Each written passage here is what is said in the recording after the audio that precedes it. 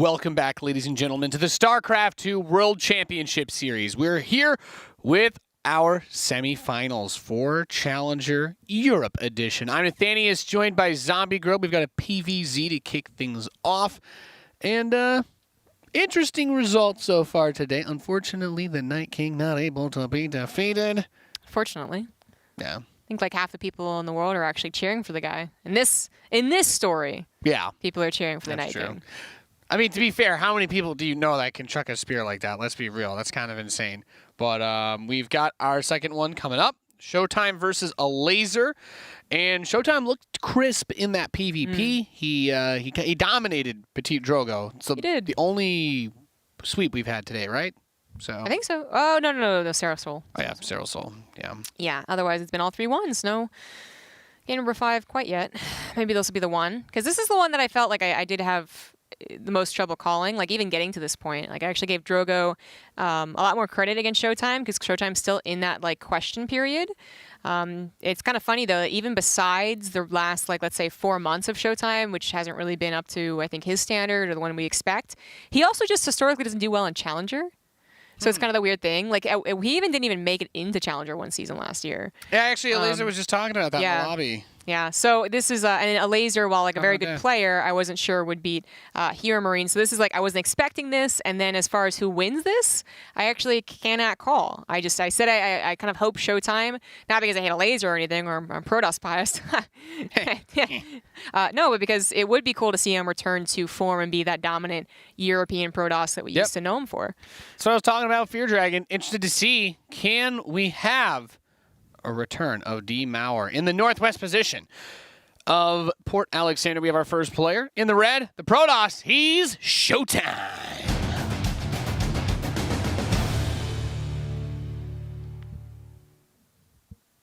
In the bottom right, as the blue Zerg, he is Elazer.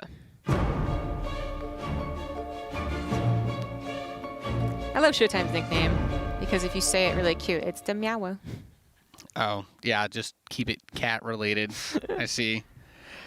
Didn't see that one coming from me, did you? No, completely just so original, Jessica. Well, I mean, as the only like woman on the desk, okay, like I'm the only one who can be a cat lady, so I am quite original. Thank you. I was going to say I think you can be a cat person regardless of gender, but you are correct. You are the cat person. I will go neutral and say you are the cat person of WCS. Okay. I think Ravi's into. I think Ravi likes dogs. I like dogs. Yeah, In Control obviously likes dogs. Rotterdam has a dog. Artosis has a dog. Tasteless has a cat. So That's true. You're close. You and Tasteless are the cat people of StarCraft. Yes, 2 cats. I think Maynard has a dog. He does. And I don't think Pig has a pet. I don't think so. No. No. He's Pig, right? He's kind of a handle. He's kind of like enough to handle right there. So. Yeah, but his relatives have a cat, which I know. That doesn't count. Instagram.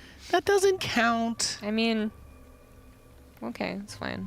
All right. My so aunt it's like has 2 an versus aunt. 7. My aunt has a snake. Like I don't know. Am I a snake person? Snakes are cool. My brother used to have a water dragon, and we had to take care of it, and it was awesome actually. It sounds more like a cool. It sounds really cool. It's like a big lizard, right? It is really cool, and it would just like perch on top of your shoulder. And we'd like open the door, and people would be like, "What the hell?" I think we'll go by pets that you own. I'm like, or that people own. I don't know.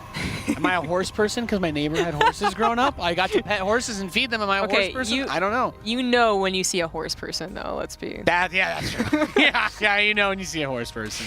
Us people from the middle of nowhere land. Good times, good times. Stargate opening. This isn't a surprise. Adept on the map. Very normal, very standard schmandered. I liked what Elazer did against Hero Marine. That series was very interesting. Feel like Hero Marine kind of tripped himself up a little bit in that match, but Elazer did a really good job of responding and adjusting, and his final build choice was also spectacular with the bounce around he did with the Nidus. So we saw a little bit of range from him, but it was mostly him kind of reacting to the weird stuff Hero Marine was throwing at him. I'm interested to see how he responds here, because ShoWTimE, he kind of painted a picture for Drogo in their match where he said, "I'm going to hide something," but it was nothing. And then Drogo was kind of in his head a little bit, and then the second game he's like, "I'm going to hide something," and then he actually did. So I'm wondering if we're going to see anything to that degree here where he tries to pull a fast one on a laser or try to, you know, what's the word? Go for some inception into to plant an idea into a laser's mind. Ah, yes. I don't know. The weird thing is that PvP, much like TVT, is a matchup where you have to play what is being played in the matchup. You know what I mean? Like, and That's very TVT true. is always going to have you will have to learn your 1 base and 2 bases, and then maybe if you're lucky enough to get a 3 base, you'll learn that too. But PvP as well. So ShoWTimE showed us some aggression and was very even bloodthirsty. Like when he saw an opportunity to kill Drogo, he took it. Yeah. It's not really what he's known for in his other matchups, especially PvZ, which is as a European Protoss, he kind of got his fame from, I suppose, for a while there. And this is going to be the first test we've seen. I'm so used to TVZ, by the way. Yep. Like I actually kind of was like, why is that supply depot on the low ground? Yeah, but no, PvZ. PvZ is going to be a very different beast. I will break the fourth wall. We were talking about this behind the scenes, that this matchup here could be the kind of long, drawn-out one where the very standard build is played to its complete final stages. And if one match today is going to go crazy long, this would probably be it. Nothing surprising here. Stargate into what's looking like it'll be an Archon drop. Charge is going to come in fast enough that there will be an option to maybe try and throw some Zealots, but I don't really see it happening in a big way since the gateways are going to put all of their charges into warping in the High Templar for the drop in the first place. But he actually goes straight into Storm? That's very fast Storm. I'm with you there. Like he will still for High Templar. Yeah, he can. Okay. So he didn't get any sentries, right? Which I feel like you usually see at least one. So he will be. You know what? He is a little shy. He is a little shy in that gas. A little bit less gas. That's the Storm in the charge, right? I guess there. I think. I mean, it is. He also stopped a little bit early. He parked the car a little bit early. That's true. That I didn't expect. He's like, pull up. We find a rest stop, you know. Wait a minute. Is he gonna Storm drop? Whoa! Whoa! Secret option number 2. You know what? This is why I like to make calls, because through the ether of the universe, I have managed to jinx myself out of the most boring standard opening in PvP, and it is gonna. It's gonna. Yeah, you hit the nail on the head, Zombie Grub. We're gonna have a Storm drop. But this is Scepter's Queens. Yeah, I don't know. I don't think Elazer's predicting this necessarily, but he saw the warp prism. He's gonna YOLO it too. He's like, I don't care. He's like, warp oh my god! Oh my god! Storms, 8, 9 drones. All right. 9. 9 drones for the Demiawa. Yeah, and quite the rest of them were pretty heavily bruised. That could have been even worse. That's insane. That's a level of damage you don't normally see out of an Archon drop. So he has the option to just keep the prism there. It's a weak prism. It's very heavily injured, so it won't survive another bout with the Queens. But he's got the Roddy prism up north. And and that Oracle has so much energy too, so he can get some revelation tags to keep track of where the army and units are. So he's going to have anytime you have 2 war prisms, it's going to be a lot of action on the field, but he could get some nice synergy with a Storm drop plus coming in with Zealots. I mean, imagine all those drones that were super weak and then Zealots appear too. That's instantly another 9 drones going down. Wow. Although they're not quite connected like that. ShoWTimE's still waiting for the main to open up again. But Elazer has his own idea for a drop, at least one. We'll see what gets into that as cargo. Phoenix is actually going up to its 3rd. Oh, it's 4th Overlord kill? It's kind of a baller. This Phoenix is going ham. That's pretty good. I like it. But here comes the Zealot drop into the 3rd base. Doesn't do a whole lot. The natural base, though, is what the Storm drop is. There we go.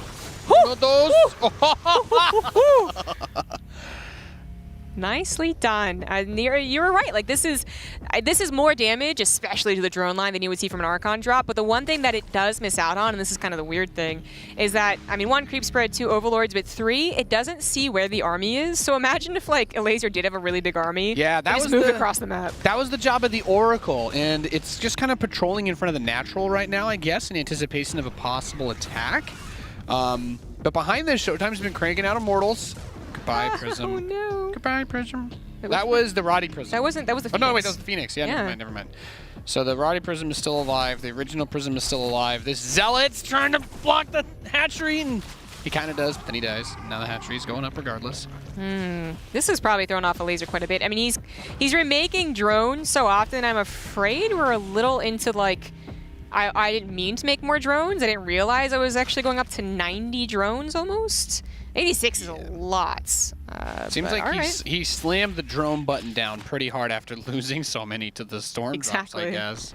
Exactly, which sometimes is your instinct as a Zerg player, but it also could be on purpose. I mean, he is going up to 5 bases with no super dedicated attack, as I can see, right? Like, he's got an attack set up here. He's got 5 Overlord drops. He is going to be able to position his army, but he's also getting an Infestation Pit, as I said, a 5th base already, and is looking towards the later game as well. Just wants to patrol around for a 4th base, maybe? Yeah, this isn't where it's going to be put, though. If he gets caught, though, like, one little bad engagement could be huge here. Okay, there we go. The 5 Overlords are going to load up.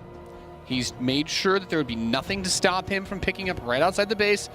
And straight into the heart of the main he goes. That Prism in the northeast, I think, has kind of found its way by that base. But this drop, I don't know what he's going to do here. Okay, the Templar are coming up. The Immortals are coming up. He did leave a large amount of the army back towards that 3rd, 4th area, so he should be able to deal with this. Yeah, this is actually so many Immortals.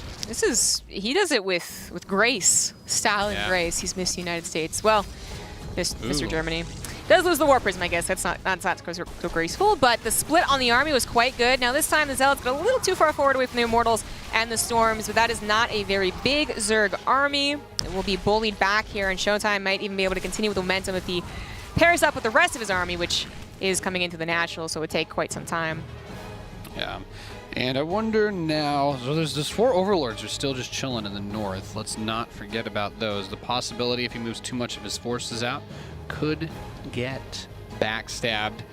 And this army is scary, but it is only half the army. So he's going to be needing to drop some sick size storms if he wants to be able to do this. Okay, now the rest of the forces are coming out since he was able to tag with Revelation. Those Overlords, really good play. So ShoWTimE, with the vision on the Overlords, is going to know when he needs to pull back. So this allows him to move the rest of his army out, and he's already got Stalkers ready to block as soon as those Overlords moved. Nicely done. His army, I mean, there's so many Immortals here that hopefully they can protect all of the High Templars, with which he has 12 High Templars with quite a bit of energy. These should be Archons, I would say. Okay, okay, good. There's so many storms. I mean, this is this looks pretty crazy. I'm not sure the best way to try and crack this. I guess you want to try to get the Banelings onto the High Templar. They go through. They are not able to make it through. Demour of Immortals holding up the front line, and it is, oof, wow. Elazer getting Umbrella for the next game, bud. Yes. This one's looking bleak now. I think he's going to need more than an Umbrella. There's like hail in that storm, too. Yeah. Straight up bunker. Yeah. That was brutal. That was about as good as you can get, especially in that position. And he had Banelings, too, so there were the explosive possibilities. And he still was unable to crack ShoWTimE, who still walks away with a lot of Immortals. The ability to morph his High Templar into Archons. And no Banelings to help take them out means that this should be just another Warping of Zealots to kill Elazer here. This was such a fun build to watch from ShoWTimE. GG. And that is what StarCraft is all about, ladies and gentlemen. That was a really cool build. I'm like, so the first thought was like, okay, everything looks really standard, really boring, and then Storm starts. And I'm like, okay, I guess a follow-up to an Archon drop is that he wants to just have Storm in case it gets counterattacked. But no, Storm was the build, and that was really cool. Getting 9 drones very, very quickly, having the follow-up on the natural, getting the 12 there, and the second War Prism. Because the Elazer, he just took bases. He just took all the bases on the right half of the map very quickly, and he was ready to rock and roll in a super long game, it looked like. But ShoWTimE had this build very well thought out. Really cool to see. And then ending up with somewhere in the volume of like 10 plus High Templar with almost 12. Full energy at the end. 12 High Templar at the end there. Really nicely done in a cool little mix-up, but you got to remember that this all almost started with a catastrophe with the Queens finding the Warp Prism. Imagine if that had happened. The second Warp Prism maybe is even tracked even better, although the second Warp Prism really didn't do a whole lot. It was mostly about these storm drops, which in total got almost 20 drones, I do believe, so that's pretty good. And I think most importantly, it threw Elazer off so that if his if there was any faster attack or more powerful attack, he couldn't do it. Like, and if he did try, ShoWTimE was already prepared, as we saw against the Overlord drops. Very, very smart split. That's what we know ShoWTimE for, and I'm really glad to see him back in form in that regard too, because he was really struggling against that Nidus meta that existed for a while. He was getting torn apart, and it's usually what he's so good against. Maybe Elazer brings that back out after taking this devastating loss from the Storms. But watching that replay is just crazy. So many Psy Storms everywhere. And it was nice. You really have to just get the Banelings to connect against that army. There's no other way to do it. You don't split against that many Storms, even with Roaches, which can like take a hit. Or you get to Broodlords, which Elazer was trying to do. Is there enough anti-air? I guess, are Overlords thick enough to try and tank and just Bane rain on that army? I don't think so. No, I don't think so. Well, I mean, I'm just spitballing here, like how you're trying to tackle that, because there were so many Storms. There were Banelings. The Banelings just got hit by the Storms, and the ones that survived the Storms got one-tapped by the Immortals, so it wasn't really as much of a problem there either. I guess it depends on how early you start the Storms on the Overlord drop, would be my answer, right? Okay, yeah, that's fair. Fair. One thing to point out about that style, though, was that, like, I pointed out in the very beginning, like, oh, he didn't get any sentries. Like, I don't think he actually got, like, any sentries in that game. And that's usually also something that you depend on as force fields to help out against that. So if he's ever caught in, like, the middle of a map, like on New Repentancy or something like that, right? On Automaton, then that's when maybe he does, like, get totally trashed and all those High Templars are worthless. We'll see. Yeah, well, if ShoWTimE is going to bring games, builds and games like this, he really seems to have prepared for this top 8, and it shows. It's really nice. I'm just like, I'm sitting here thinking to myself, I cannot wait to see what he does in map number 2. He made the series versus Drogo look really clean, really exciting. He did a really good job of handling everything. And I'm going to assume now that he has some 200 IQ strategy planned out for every map that he could play here against Elazer. You know, there was, at the same time that he was, frustrated, as many, if not all Protoss were, and even Zergs, to be honest. Everyone, right? Everybody. Everyone against the Nidus meta. He was, like, experimenting a lot. I remember, like, watching him for the IEM group stages or bracket, whatever it was, and he was trying a lot of different things. Unfortunately, they all kind of failed, and he did tweet, like, I'm just having trouble in PvZ right now. But that was months ago, and he seems to have found a couple of interesting builds that actually do work for him. And I mean, I was seeing him do, like, fast charge, but only for 4 Zealot harassment, and then the Storm drop, was interesting addition. Some other weird builds. He was doing, like, the 4 Stalker thing that we saw Stats do, which can work. It wasn't working for him, but he seems to have gotten his I was gonna say his mojo back, but maybe. It's an early thing to say, but this trajectory definitely looks good for WCS Spring. If he's able to win this match, then I think that's a really big pickup for him. I don't really expect anybody. I didn't expect anybody coming into this group except maybe Raynor to be able to defeat Cyril.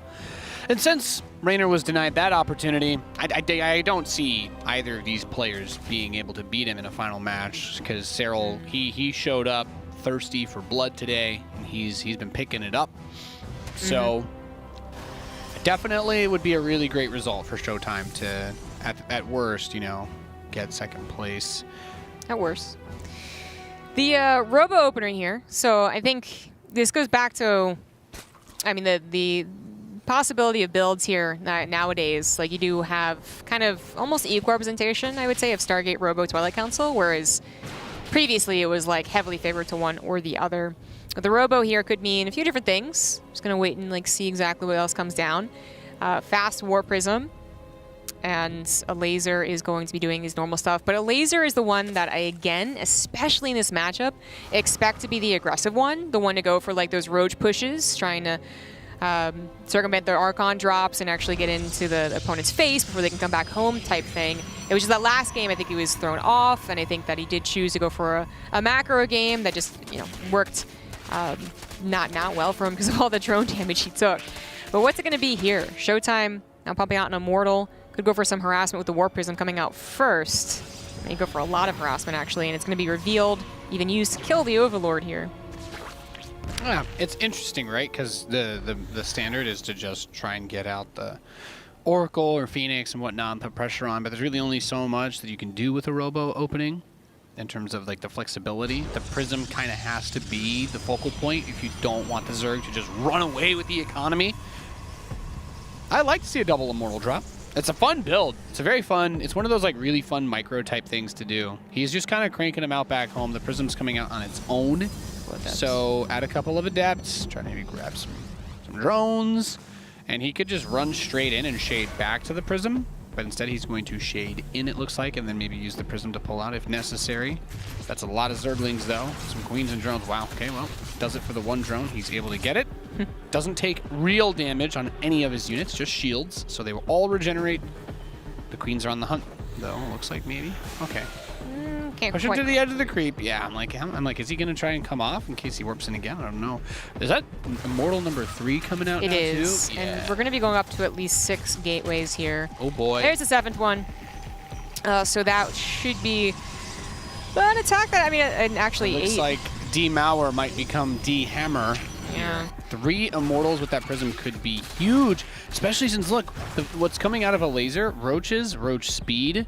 There's not a tremendous amount of links, there's no upgrades, so 3 Immortals with a ton of gateway support could be devastating. I think a big move might be to try and fake the 3rd, make it look like he wants to get it, clear it out at least. Yeah, at least. There's still another Zergling patrolling in front of the natural, but I feel like sometimes as the Zerg, you kind of want to see that probe there too before you're convinced. And I mean, we've seen Protoss players like actually just start the Nexus just so the Zerg really thinks they want it.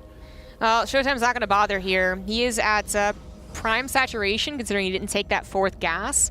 The warp-ins from the gateway, keep in mind, will not be upgraded warp-ins. There's no charge, no blink, but Stalkers and Immortals and a lot of force fields against even speed roaches, even with a couple of Ravagers, is still a deadly combination. You know, Elazer has got to be prepping for this. He's at 56 workers. Was that too much? Or is it just perfect as a couple of Ravagers are completed? He's going to try and break a couple of force fields. There's only going to be so many. ShoWTimE has a lot of fresh sentries here. But if he can slice and dice this army apart, 3 Immortals will absolutely rip through these roaches. Yep. That's the big power that he has, almost that one-shot capability. There's another huge warp, and with all of those gateways that we were talking about, and the Observer being in here too, really nice. Get rid of some of the creep, open up the mobility options for the Protoss, and I like this. He puts the Immortals up front because he kind of wants them to tank those hits with the barrier, then pull them back using the Warp Prism so that the slightly less chonky parts of his army can continue to do work. Actually starting to get that high ground vision into play since that Overlord was picked off. I'm not sure this is going to work. Elazer has retained, I think, all of his Ravagers that he's made.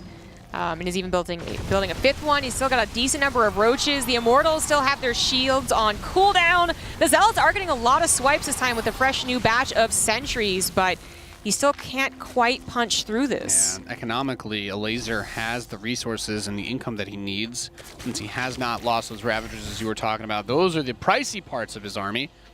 And it looks like, yeah, he's just going to pick up 2 Immortals and a Prism and then send the rest of the army home, probably try to take a 3rd. Now, Elazer, is he going to go for a big counterattack maybe? I think it would go pretty well. The War Prism is supposed to stop that from happening, or at the very least take some army, you know, a disproportional amount of army back at home to defend against it. And it looks like it is going to be successful in doing so. Going to grab maybe a Queen, a couple of Roaches before it gets out, and this is going to give ShoWTimE that ability to get to higher tech here. Ooh. He's going to go into Robotics Bay. I got to imagine that's for Disruptors. If we had Ling Baneling, I would say Colossus, but Disruptors have got to be the way to go. They're a great comeback unit. He's still adding sentries. I mean, sentries are a unit that we see use a lot with Colossus. Well, not that we see used a lot, but when Colossus were being made a lot, we saw them used there.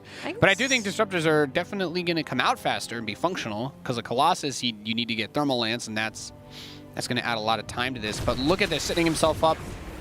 He's got a flank for both sides, so he can try to force field one side, but the Ravagers will be able to bust that open. The Immortals have come back. Ooh, he's got 4 of them, and he is quite good at juggling them, but the Corrosive Bile is actually getting some nasty hits on the rest of the army, so he is down to 3 Immortals, almost down to 2 as that last one is very, very low, and just the amount of Roaches here is going to be undeniable. The Disruptor is not going to have a say in this game. So much. GG. And that first win there for Elazer now, tying things up in this best of 5. Well done. Very well held on. I mean, came down to the unit production. ShoWTimE did not try to fake it at all that he was going to be playing a macro game. The Zerglings saw him moving out quite a while ago, and then being able to get this position was just really, really nice. There was nothing here to really support.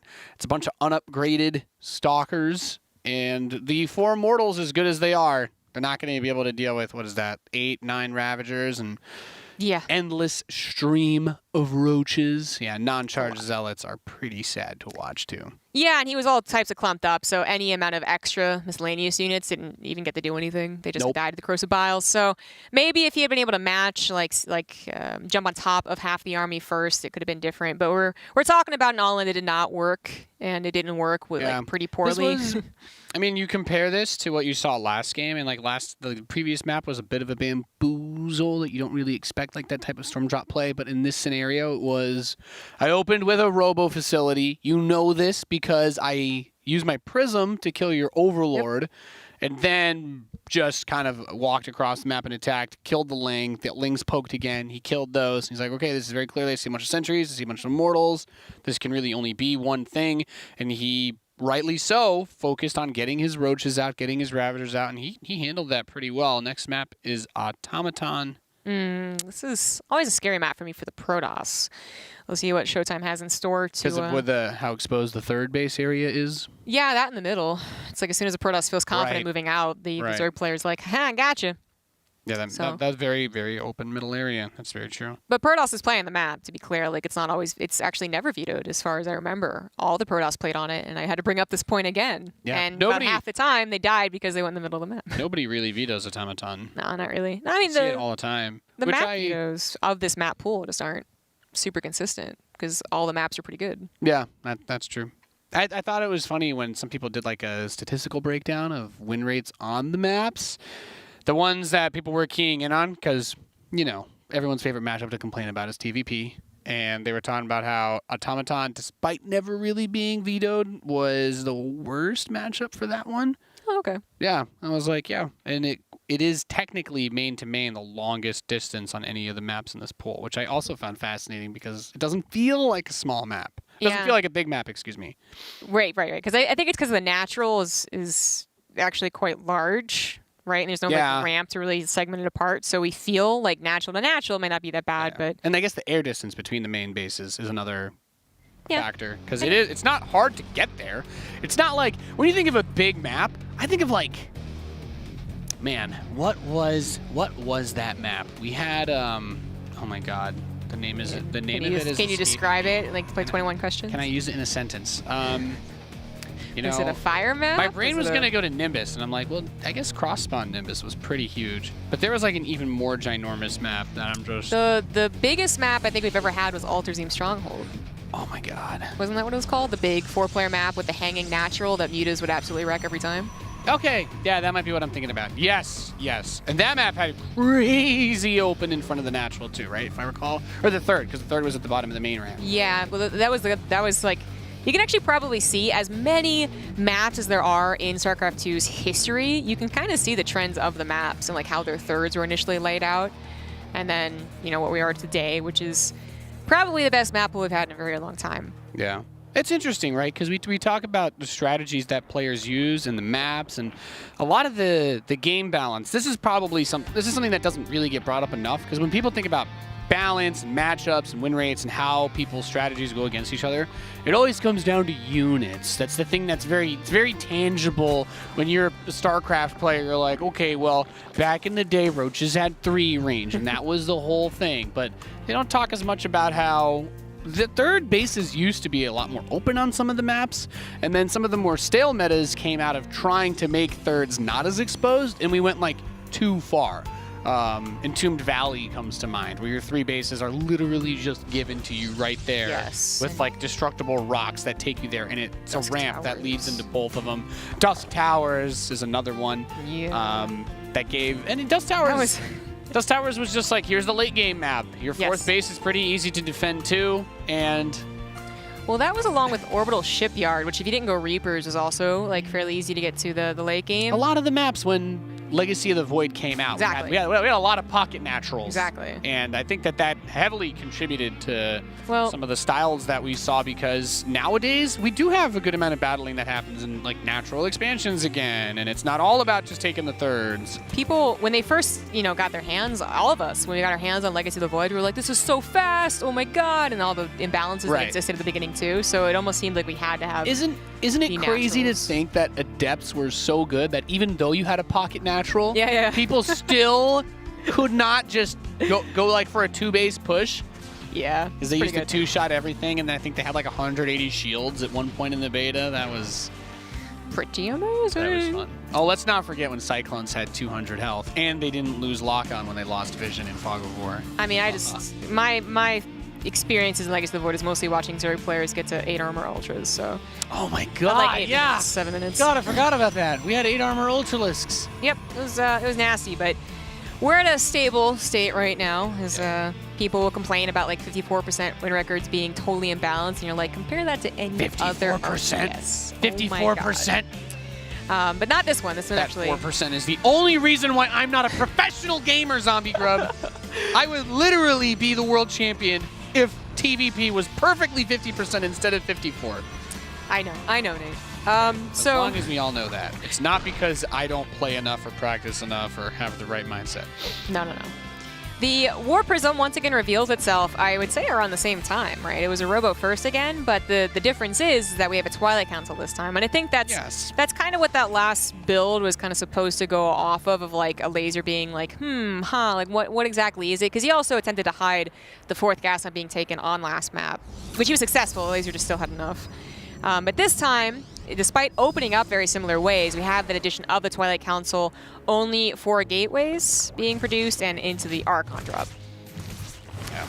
So the Adepts come in, just a little bit of poking here, but the Queens are in position to stop. And there's the Templar Archives, but another Warp Prism. Again, Zombie Grub. There's Charge. I wonder if he goes Storm again. This map is really good for these types of air plays as well, because there's so much dead space to just chill in. I'm going to say yes. Yes for the Storms, but I'm like paying attention to how much gas he's accumulated, and it's 200 for Storm, and then 450 for 3. Wow, okay, they come in here. He picks them up. That's a risky play. I will tickle your mind with one thought, though, Zombie Grub. What's that? There's a universe where, remember when the Pro League guys all started to come in and do StarCraft 2? Hell yeah. And they tried to port over that one Brood War map or whatever with the Fighting Spirit with like the gold in the main, in the middle. Like with the Rich Geyser, excuse me. Oh. For the main, where that only had the 1 gas bases. I don't remember that portion, but sure, yeah. Yeah. Well, they undid it by the time it actually came out. But there's a timeline. There's a universe where they like found out that was apparently the more efficient way to set everything up, and like it actually was balanced. There's a timeline where that happened, and all these maps, all these bases got changed back to like 8 minerals and 1 gas. I mean, they also tried using mineral blockers for expansions, and then like they tried, and understandably Mules just like did away with it. So there are a lot of things that were tried in this game. Some of them are cool. I like the rock thing that they do, like on this map on the gold. Oh sure. Yeah, I mean we can't. Is it Coliseum? I don't think it was Coliseum, but the one that is literally all rocks. That was my favorite Pro League map. Arcanon. Yeah. Arcanon. The Brick Breaker map. Arkanoid? Arkanoid, yeah, sorry. Yeah, it was my favorite game as a kid. That map was terrible, though. But yeah, that was... it was terrible, but it was funny. Watching games on it was interesting occasionally. Occasionally. So ShoWTimE did go for the Archon drop, by the way. He didn't start Upstorm super quick, and he went for double Archon drops. That's where all the gas... Double. The gas went into that, plus an Immortal at a single, every production round, and then a Forge. But Elazer, having much the same start to his Roach production as last game, is going to defend and then attack if he is given an opportunity. And ShoWTimE will have to identify that, like know when the army's moving across the map, because he doesn't want to recall 4 Archons back home to defend. If he even has to, though. Like, Elazer is sending... There's space. He can hide. There's dead space behind the natural you can pull back to. But yeah, you're right. In terms of defending this attack, is there going to be enough? The Prisms are going ham, but it's not like he's done any sort of catastrophic damage just yet. And there's a good amount of probes here. There's 3 Immortals coming over. But you're right, Zombie Grub. There's a lot here for Elazer. ShoWTimE needs to be really careful. Eating a couple biles on these Immortals could be disastrous. He does have charge, so these Zealots are going to be a lot better at fighting the Ravagers than they were on New Repugnancy. Does he just hold this with no problem? I mean, That's this was like half the army for Elazer. He had so many roaches that were still dealing with the Archons that I guess it would make sense. One of the prisms, by the way. Oh, that's pretty bad though, because it's definitely not over. As Elazer's army comes forward here, he really wants those 4 Archons again. Yep, he lost a lot there, but there's 5 Immortals now. More Zealots charging forward. Okay, all right. 5 Immortals is not a number I want to mess with. No, apparently not. And the Archons did their job. They might have died, but they soaked up a ton of shots. Now ShoWTimE needs Zealot reinforcements to soak up shots so the Immortals can do their job without being interfered with. And let's see if that actually ends up working. This is disgusting, too, because Elazer has to kill him because he's only got 42 drones versus 61 probes. The economy is not there for the Zerg player. And, well, we might as well call ShoWTimE the juggler now because he has absolutely schooled Elazer with the micro this game. GG, ShoWTimE going up 2-1. It's just really good Warp Prism control. He killed 14 drones.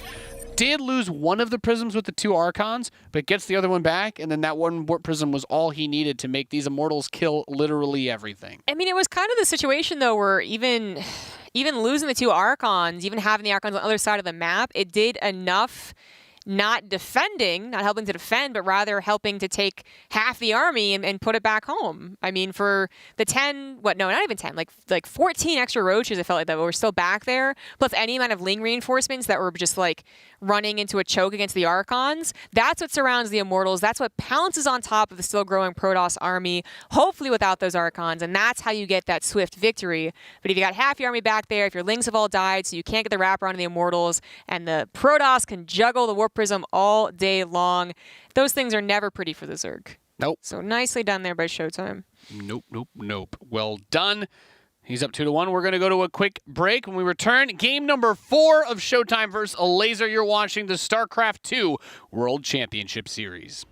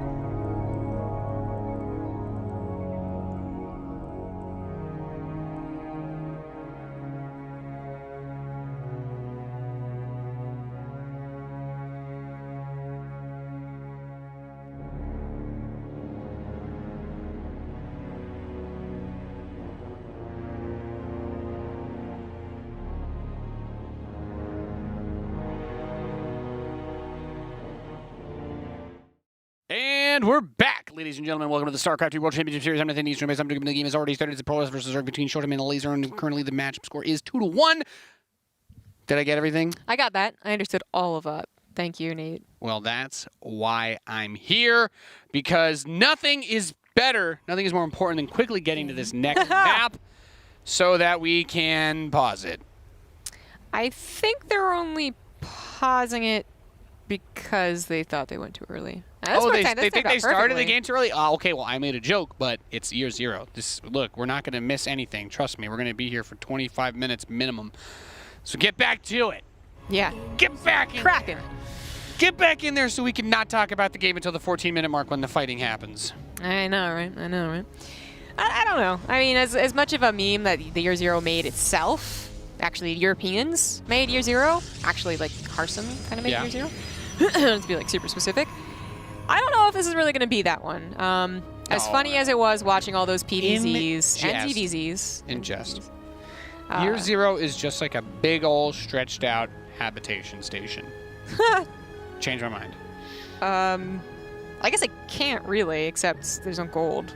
Well, that base, the upper, I mean, I guess the base outside the main it's still kind of similar in that it's not really accessible except from that ramp until you break down those rocks, but there's a watchtower in between them, you know what I mean? How many sensation you had rocks on the right side of your expansion, right? Of the gold base expansion. Could you break down rocks and get right to your opponent's third? That did happen. That's like, I'm actually, like, I remember floating. There was a rock path, I think, that could be open or blocked off on, like, the bottom sides. Right, I remember that. But I'm talking about the right side, like on year zero. If you're on the actual gold base, I don't recall. No, it was just a high ground area. Because that was one of the, I just remember that map since that was like one of the few where you would see the Terran sometimes like lift off to that gold. Heck yeah, Gangnam style Terran. Yeah. Yeah, no, everybody of course only remembers that map because of Scarlet versus Bomber. But then I remind them of the greatest draw game ever. Yeah, excuse me. Major and Violet and WCS America. That was the memory of like 10 Ravens and 20 battle cruisers. It was so sick. That was the mass auto turrets on the field, wasn't it? Because auto turrets lasted forever back then. Auto turrets used to last with the upgrade for 3 minutes. It was They only did 8 damage per hit, by the way. It's not the ridiculous 24 that it was changed to, and now 18 damage, but yeah, those are good old days. Yeah, it was. Oh yeah, Point Defense Drone also lasted 3 minutes, which is one of the that was the only thing that made battle cruisers viable. But that's I guess the biggest difference I would say is that you can access each other's third or fourth, I suppose, on year zero. It's not the same map. When I look at this map, especially the mini map, my brain goes straight there. Even the high ground bases, like the way that the bottom bases are laid out is extremely similar. Well, I feel like I believe AVEX made this map actually, but you go back to the first year of StarCraft and there's Scrap Station, which is the first U-shaped map that we had, and they're like, this is an awesome map. No one actually said that, by the way, but let's just pretend. And then they fast forward 9 years and they're like, oh my god, society really has gotten better. The future is amazing. I still think Arena is one of the coolest maps that we've had in StarCraft 2. Yeah, okay, all right. You keep thinking that. Just saying. Well, ShoWTimE has been doing some Archon drops or Storm drops, right? All based off the Templar archives. This time he's got a sneaky Dark Shrine. The Dank Shrine. I like it. Yes. So that is going to be a bit of a surprise. I'm trying to think if Elazer had gotten any defensive spore crawlers besides the game that opened up the Stargate, obviously, and I can't quite remember. I don't see any. He hasn't been leaning on them. He is going to get a Roachhorn with a pretty well-timed lair. Pretty well-timed, for this. But I honestly, my biggest thing I'm impressed with in today's games, in all of today's games so far, actually, I think that's impressed me the most, has probably been ShoWTimE going for the big brain plays. I like it. He's not doing anything on autopilot, it seems. He's got a lot of deliberate thought behind the way that he's been choosing his build orders. I kind of felt that way in the PvP, but now I'm feeling it even more in this PvZ. And it's making me really like him. Look at this! The absolute madman. He builds the prism, the fake one, and he's trying to like set this thing. He's like, oh no, I can't build my high-tech block because your Zerglings are here. And then he's going to go over And then the 4 DTs are going to hit from the real Prism, and everything's going to be in the main base. Oh my gosh, he is making an Overseer, but he has no roaches, only 16 lings and 4 queens. It's ShoWTimE, the next Protoss. This is gonna work. Here we go. The queens die immediately, and this Prism should be allowed to run around. I feel like he should have gone for the hatchery after getting that first queen, but he's going to go for the units instead. Getting a couple of drones. Come on, come on, come on, come on, come on, come on, come on. Less than perfect micro there. Now the Overseer's here. Almost loses one of the DTs. Gets down to red health on it. I guess. Okay, could have gotten a lot more from that. Yeah, I feel like the drone should have gone down. The 4th base probably doesn't die. I'll say this, though. He can turn them into Archons and poke that base more easily now due to the lost queens. Right. So it's still, it's like an alley-oop play now. Yes, exactly. No, I think that's exactly what he was thinking, though. He's not thinking about the potential cash grab now of maybe getting a bunch of drones or a hatchery, but instead thinking of what is more realistic in the future, which is taking out the anti-air and even taking out whatever like ground army you can, so the Archons have an even better job to do. Yeah, and now you can get a good amount of work done with the Archons. One of them gets pretty low on shields quite fast. But in a normal scenario, if those 2 queens are there, this Prism has no shields right now, and he's already got to pull it back. But he has a lot more micro room. The Spire. And There's no Spore. There's no Queen. He could go deep onto those drones. He is, in fact, going to do so. Going to check over to the top right. There we go. Nicely Sees done. the Spire. That's really, really important because he's got charge +1 and an Immortal on the way. And Elazer was maybe thinking about doing some mutas to try and punish him for his gateway robo-focused play so far. And another queen pickoff would be... She's gone. She's dead. She's gone. Come on. Come on, do it. Come on. Is she though? Come on. You have one fairly healthy Archon. There we go. Zombie Grove used to be my favorite caster. Then she said that queen would die and it didn't. Well, it did. It's okay. Saved. Yeah, exactly. Thousands of fans still fan. Millions, Zombie Grub. Yeah, Millions. of course. Spire's done, so 5 mutas are going to come out, and at worst, they'll be able to just push back the Warp Prism. At best, maybe he gets some damage done. But going up to 8, how many Mutalisks will he go up to? Is this going to be the gut check muta into Mass Roach, or is it going to be big muta? Now, the Stargate is already done. ShoWTimE responded very quickly when he scouted that Spire, so he has the potential. He hallucinates out a few Phoenix. But that's definitely more on the scouting side. Yeah, absolutely. So with more than 9 or 10 being made, I would say that Elazer is going to try, and he has +1 on the way. He is going to go a decent amount of mutas. Maybe go back into Roaches still, but like that's a committal right there. Warp is going to get taken out, and the Archon's going to be left alone with the Roaches now coming forward. And really fancy micro from Elazer. He will take out both of those. ShoWTimE trying to save them, actually moved forward with the army without protection against the mutas. Sentries don't really count. What are you doing? And guess what? Everything falls apart Even if very the Immortals quickly. don't die right now, that's he's triggered the barrier on both of them, so they're going to be a lot less protected against the Roaches coming up. Now there's the Zealots. Okay, having the War Prism, or excuse me, the Shield Battery there, really, really nice to give a little bit of more juice onto those. Now Phoenix can kite, he can play against the mutas even without Anion Pulse Crystals, but it's a lot more difficult to do so.